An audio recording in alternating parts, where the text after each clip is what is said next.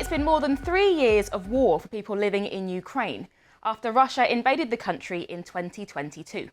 The conflict has a huge impact on the lives of people living there, including children.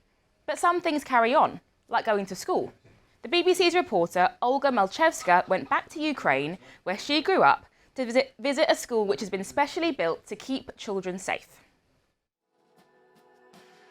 I'm Artem. I'm from Ukraine. I live in Zaporizhzhia. I'm 10 years old. My hobby is football and playing computer games. Artem is putting his school books into his bag, preparing for his day just like any other pupil. The only difference is his school is a bunker, dug out under a football pitch and hidden deep underground.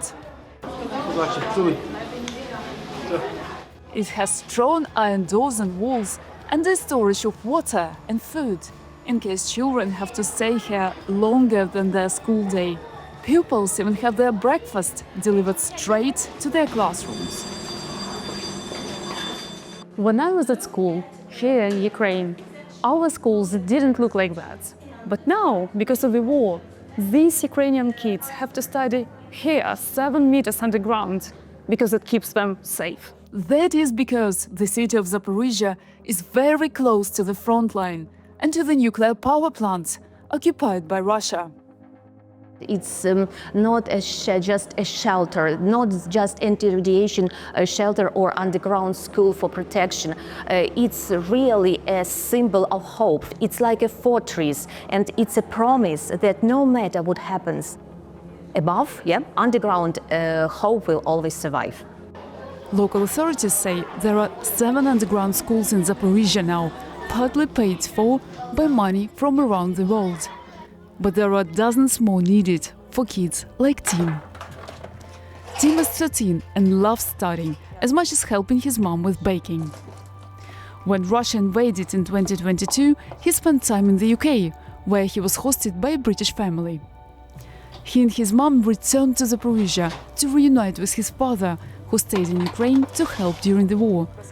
Here he lives far away from the underground school and has to run to the safety of a basement every time the air raid siren sounds.